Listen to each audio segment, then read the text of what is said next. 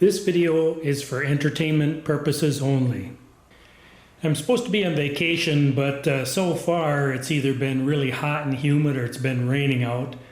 And today we have one of those rainy days, and so I thought maybe I'd take the opportunity here to do a little maintenance on this snowblower. Now, I bought this thing in the late 90s, and let me tell you what, it has blown a lot of snow since I bought it. It is getting pretty old today, so one of the things that I'm going to do is I'm going to change out the carburetor. I'm going to change the fuel in it to some new fuel. I always run non-ethanol fuel with gas stabilizer in it, so after a year the fuel is still okay. But what I'll do is I'll drain it and put new fuel in it, and then I'll just take the fuel I drained out of it and burn it in my car. I'm also going to do an oil change on it. Normally I change the oil once a season. So the first thing I'm going to do is I'm going to take this cover off that covers the carburetor. And to do that I have to pull the key out. And I have to pull the choke knob off, which is right here. And those are just held on by pressure. So we got those pulled off. And now we'll start removing some of the screws. We got one on the top here. This one actually fell out at one time, so I had to replace it. And we have a screw right here.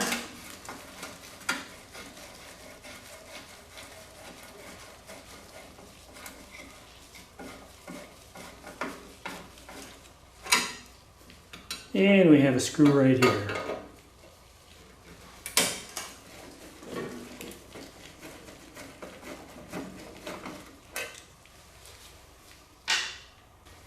And then we have one last bolt holding it on right here.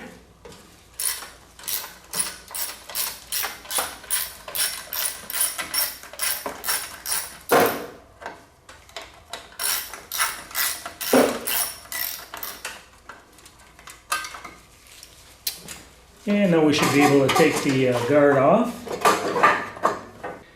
There is a wire that has to be disconnected. And that is right here. And that's just pulled off the terminal. And what that wire does is when you move the throttle all the way down, it grounds out to this switch here and shuts the motor off. Now what I could have done before I started this job to make it a little safer is to unhook the spark plug wire. Now we know the engine won't start, and I'll just tuck the wire away like that. And now I should be able to get the cover all the way out of the way.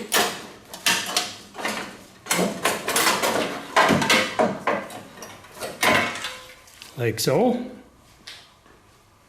And that exposes the carburetor.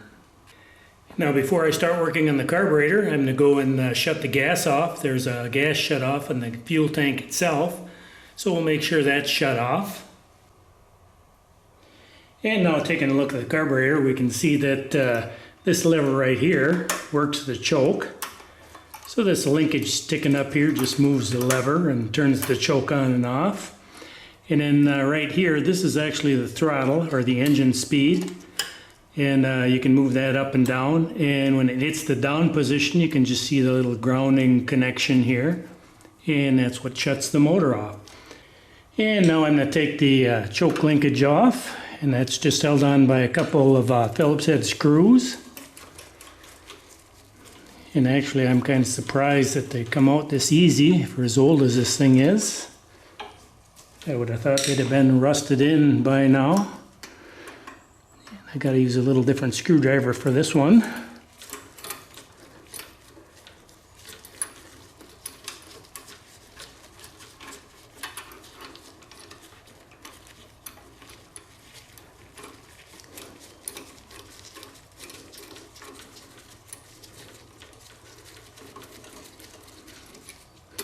And we'll set that aside. I always like to keep the screws with the item I've taken off, so I know I get the right screws back in.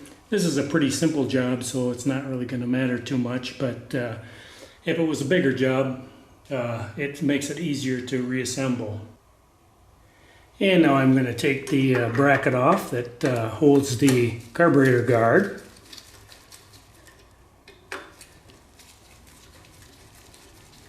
And that is just 2 bolts here, 1/4 inch.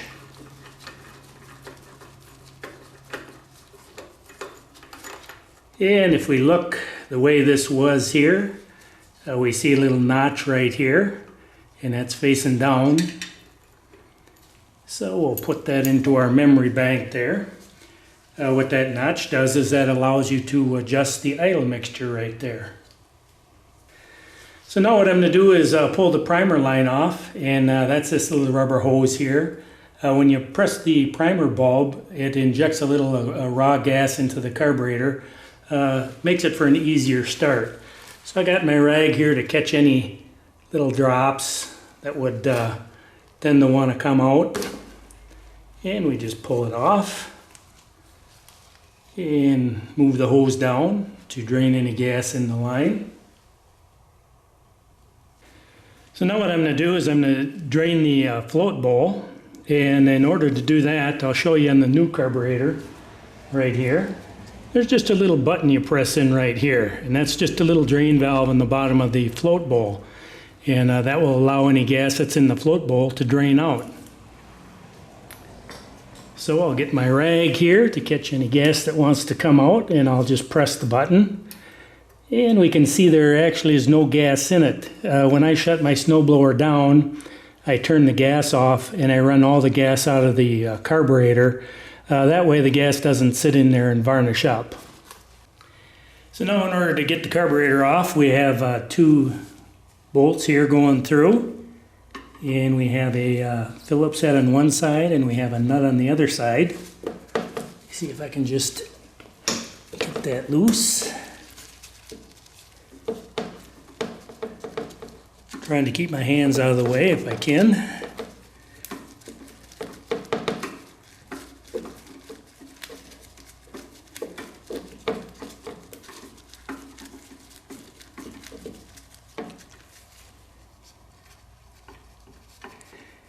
And some people don't mind the smell of gas in their hands. I don't like it, so I'm wearing gloves to keep the gas off my hands. Not to mention, I don't think it's probably the healthiest thing for you to have your hands sitting in gasoline. And now, let me see if I can get at the back one. I'm going to have a little problem with space back there, so I'm going to have to come up with another idea. And what I did is I just moved my chute. I turned my chute so the opening is facing the carburetor. And that allowed me to put my screwdriver inside. Now, let's see if I can get it loose here. Yep, there it comes. I can feel myself bumping the camera, so I don't know if you're in the shot yet or not, but it is coming off.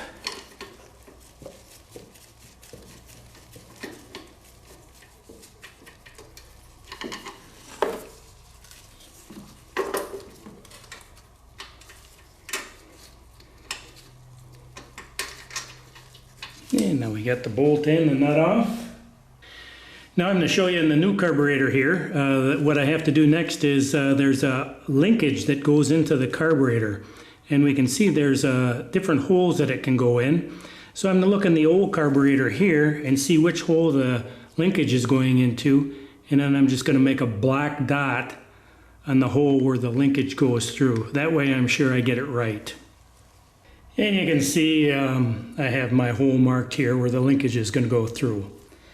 And so now I have my lighting moved away a little bit in case we get a little gas spill or something like that. We don't want any fires. So I should just be able to pull this carburetor like that. And now we kind of drop down. And I have a pan ready just in case we have a little gas that comes out, and I have my rag down there. I'm going to take the fuel line off now by loosening the hose clamp here.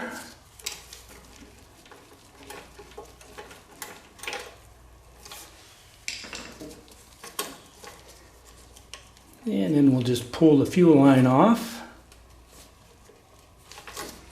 Let me grab a screwdriver. And what I'm going to do is use the screwdriver and just help pry the fuel line off.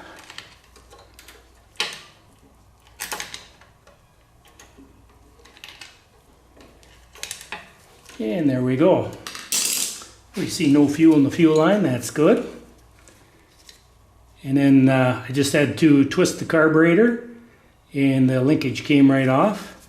So now we have the old carburetor free.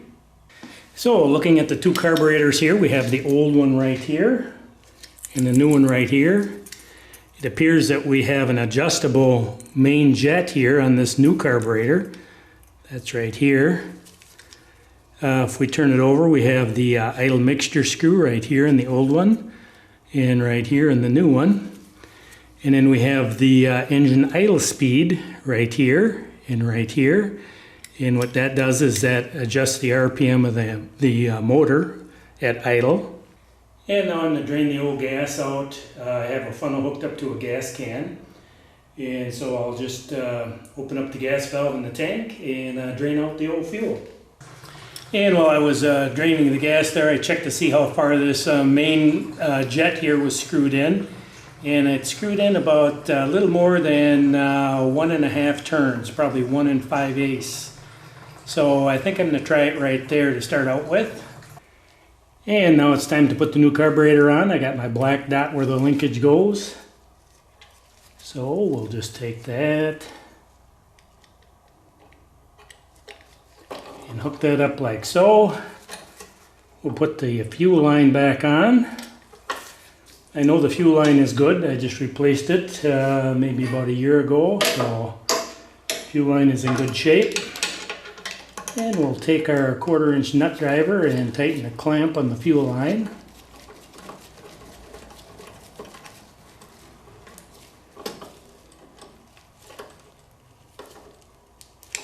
And then I'll hold the carburetor up and make sure the linkage isn't going to hit.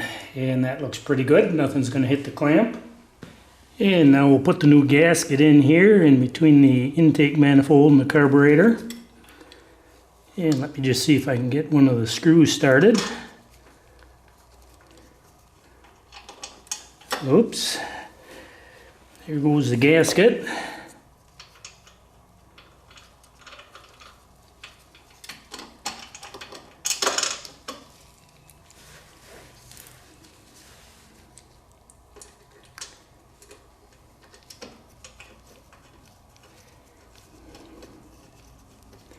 And the nuts have self-locking washers on them, so I'm not going to worry about any Loctite or anything. See if I can get it started.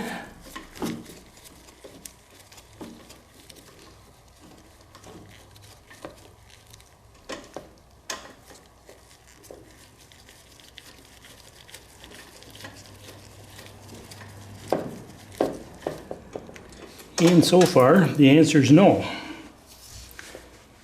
course, it wouldn't be fun if you didn't drop the nut a couple times.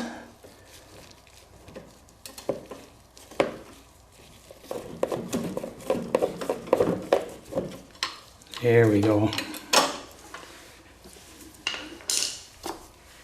And now we'll swing the gasket around.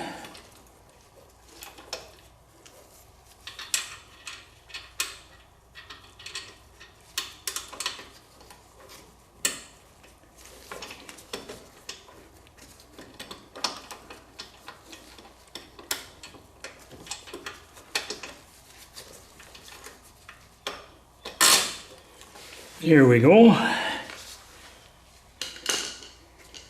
And I'll see if I can get the nut started. This isn't going to be any real picnic either because I can't see it.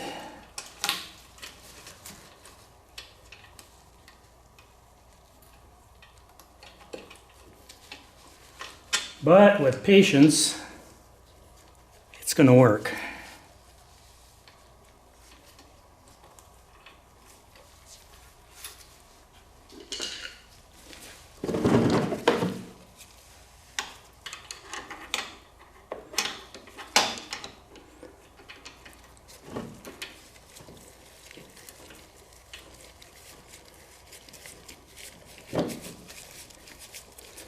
Hey, that wasn't too bad. It started. So now I'll draw this screw up a little bit.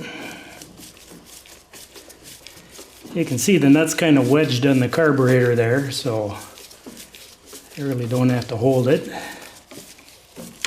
And let me get the other bolt drawn up here.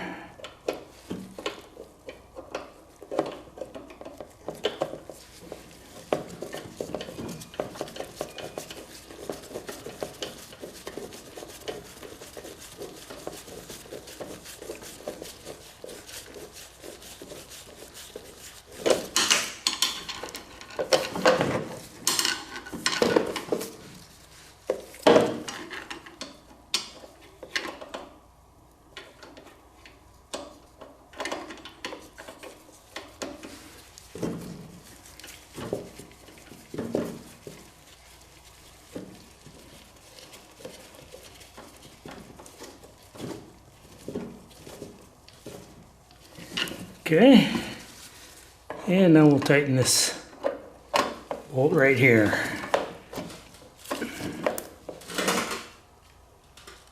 Here we go. And now I'm going to hook the primer line back up right here. We will get the choke lever.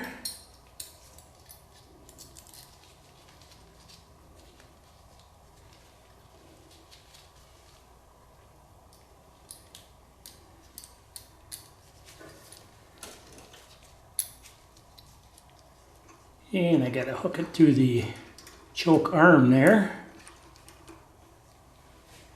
And let me get the screwdriver.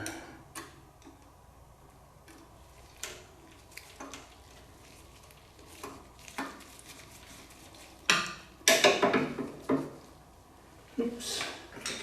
Gotta use the other screwdriver, which has disappeared. Ah, there you are.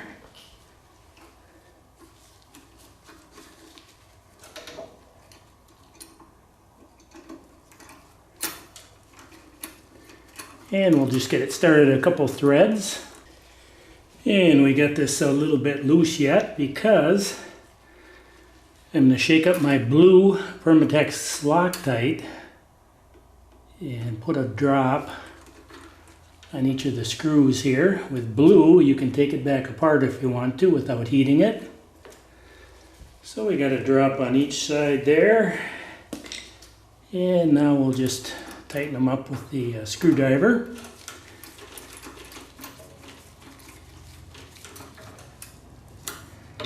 These things do vibrate quite a bit, so it's nice to not have the screws come loose on you.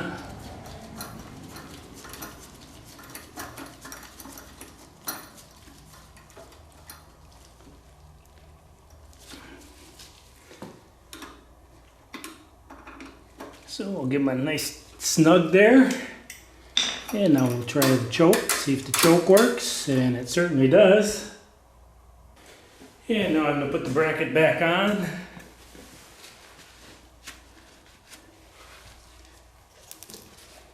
And I'm going to use a little Permatex in both of these. A little Permatex Blue Loctite. Okay. I've got my horseshoe facing down so I can adjust the idle mixture screw.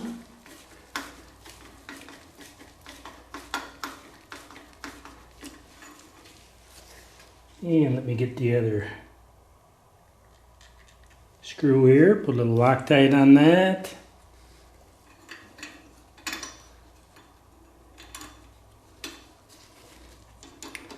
And take my 1/4 inch nut driver and tighten that up.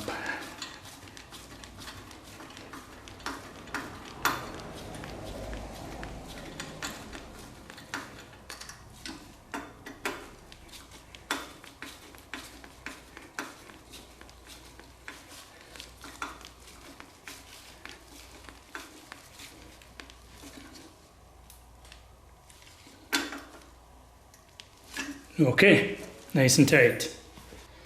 And now we'll check to make sure the throttle linkage works, and we can see the throttle right there. And we can see, yes, it does move. And so I'm going to put some gas in this thing now and start it up and let it warm up. And then with the engine running, you're not going to probably be able to hear me if I try to talk. So I'm going to tell you what I'm going to do in advance. I'm going to take the idle mixture screw right here. And once the engine is warmed up, I'm going to turn it in until the engine starts running rough.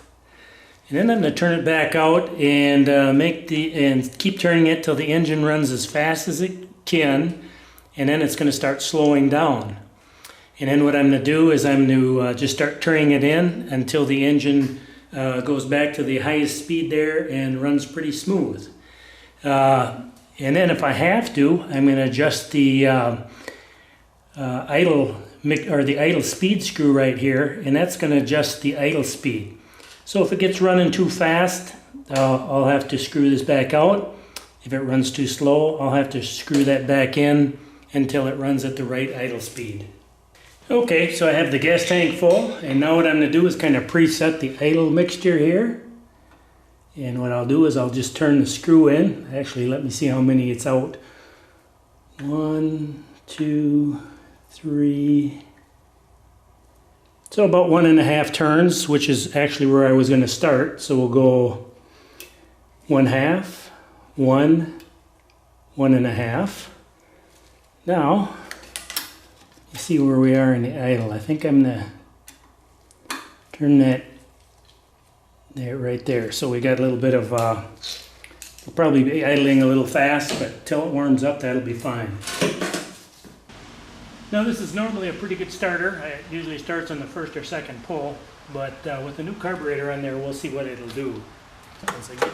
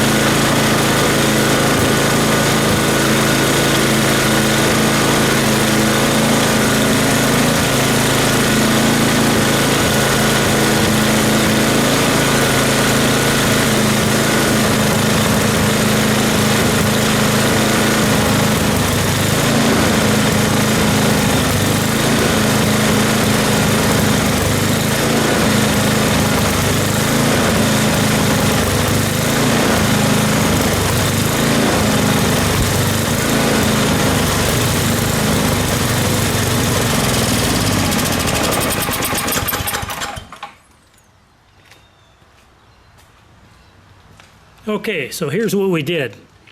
I ended up, when I started it up, it was running pretty rich, so I had to screw the main jet in, and I screwed that in until the engine ran at top speed, and then went in a little further until it started, the RPM started going down. Screwed it back out until I reached top speed, and then opened it up just a little bit more so it runs a little rich. We're probably at about 63 degrees right now, but when it gets 20 below, it's nice to have just a little extra gas, a little extra richer fuel mixture in there, and then that will prevent also running the engine lean. Then I adjusted the idle mixture, and we went out to maximum engine speed and slowed the engine down, and then adjusted it till we got the fastest speed at idle, and then backed it out just a little bit more so it's running just a little bit richer, and then finally set the engine idle speed. And then right at the end here, I just shut the gas off and ran the carburetor dry. We should have warmed the engine up now so I can start with the oil change. And now I have the motor all warmed up, and what I'm just going to do here right now is take the drain plug out.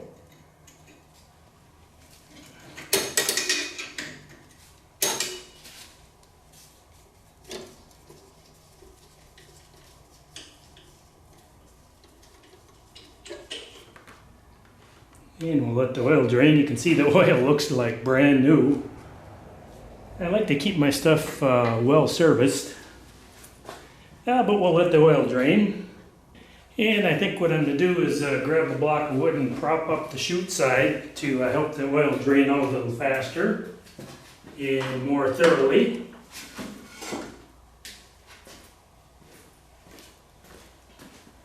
There we go. And we're just dripping now, so I think that's going to be pretty good. I'm going to take the block back out. Set it back down. And we'll come back around here and put the cap back on. And this particular the size of the wrench here is a 5/8. And good and snug is all you need, not over tight. And now it's time to add the oil. And I know from past oil changes that this takes less than a quart, so. I also have one other rule, and that is I do not change oil in anything unless I have the oil sitting right there. I do not take oil out of an engine unless I have oil right there ready to put in.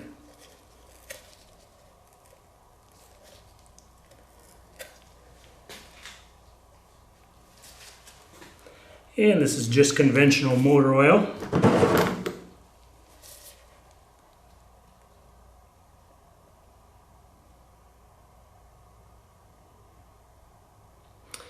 Now the old oil is taken in to be recycled. I keep my old oil jugs and put the used motor oil back in them and take them in for recycling. Okay, we'll just give that a check. Not good to overfill your oil. It tends to foam up.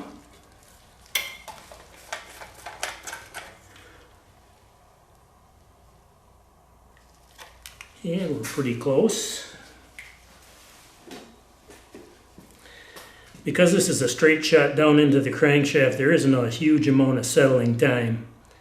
Like if you pour it into the engine of your car, sometimes it can take a little while for the oil to settle down into the oil pan. So you have to add some oil and wait and let it settle, but this is a direct shot into the crankshaft here, into the motor here. And so my settle time is not very long at all. Okay, let me take another look here.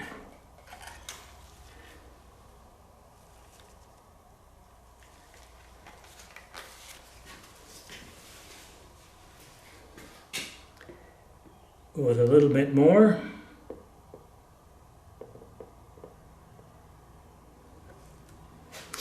And the other thing you have to check with your manufacturer, and when you check the oil, do you stick the dipstick in and check it, or do you stick the dipstick in and screw it down and check it? So you have to check with your the manufacturer of your engine as to how you check it.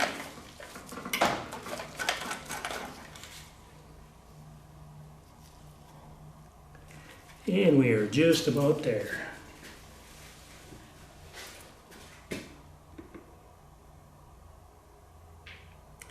And it'll also tell you what weight to run too.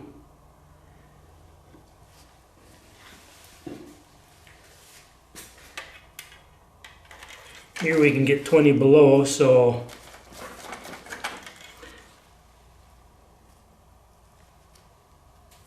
and that is perfect. The nice thing is this snowblower starts so good. Usually one pull or by the second pull always. It also has an electric start that I can use too. And so if I decide I don't feel like pulling it over, I'll just use the electric start. And now it's time to put the cover back on. And I kind of misspoke earlier when I said this. When the throttle hits here, it's grounded out, and that part is actually true. It shuts the motor off. But what I got wrong here was this connector that's on the cover here. And what that does is, if you look right here, that is connected. Let me see if I can get it in the shot here. There we go. If we look right there, we can see that is connected to the cover, and the key goes right in that slot. So unless the key is in, this will ground out and the snowblower won't start. So this connection will go down and hook up down here. And that keeps the thing from running unless you have the key in. So, let's see if we can't get this back on here. We got to get the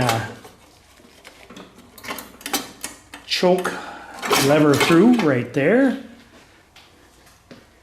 And now let me grab some screws, and I got to grab the Loctite. So we'll put a drop of Loctite in the screw here.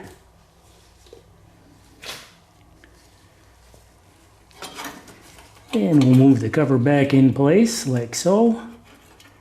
And we'll just get the screw started.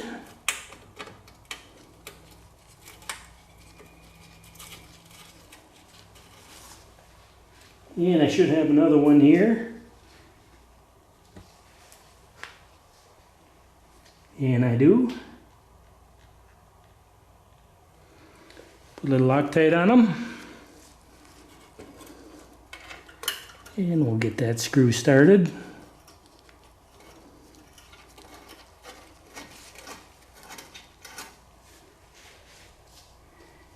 And we'll put a little Loctite on the screw. That goes on the other side.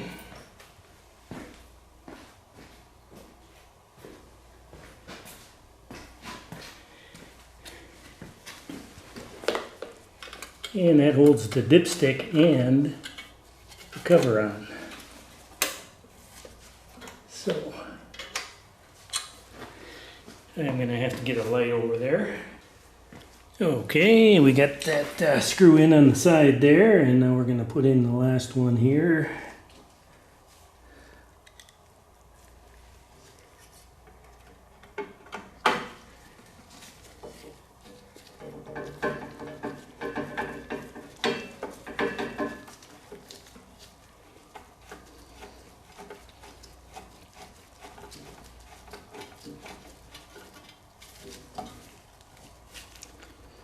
So we'll get that nice and tight.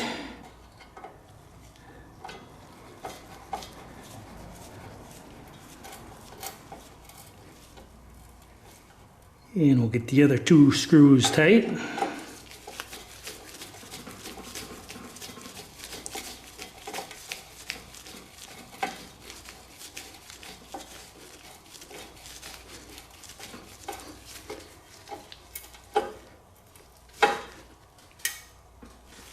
Okay.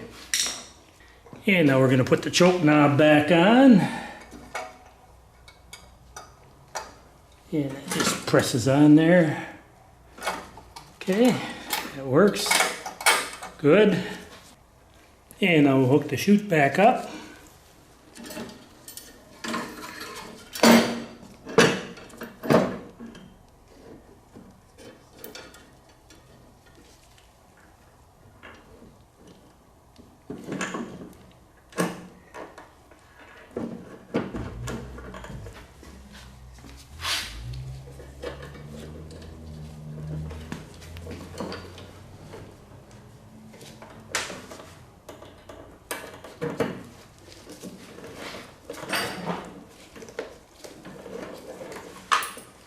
Oops.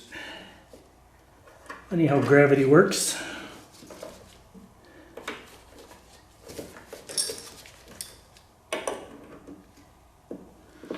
And we'll just spread the cutter key out a little bit.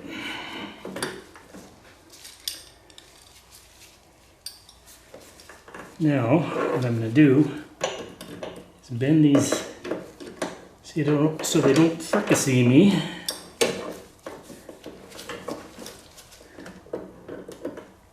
So bend them out of the way. There we go. Now the last thing I'm going to check here is there's some wear pads here. I want to make sure that I've got metal on there and they're not all worn out. And I think I'm pretty good here. And then there's the scraper blade that runs all across the front there. And I want to make sure that that is nice and flat and touching the cement all the way across on a flat surface. And it looks like we're good there too. So then the last thing I'll do is I'll give it a once over. I'll check the tire pressure, check nuts and bolts and make sure that nothing is vibrated loose. And just see if there's anything else that might need fixing on it. And other than maybe a new paint job, when I bought this thing, the paint just peeled off it in sheets. And they actually took it in under warranty and replaced some of the sheet metal on it. But it wasn't too long and some of the paint started peeling back off of it. So I've just been kind of spraying it up with lithium grease to keep it from rusting. But really it has been a super snowblower. I've just replaced very minimal wear parts in it, and it has done a good job over the years. So I think I'll just tuck this back in the corner until I need it again. And hopefully that's soon. It's been a hot and muggy summer, and I do not like hot and muggy. So we'll see you next time.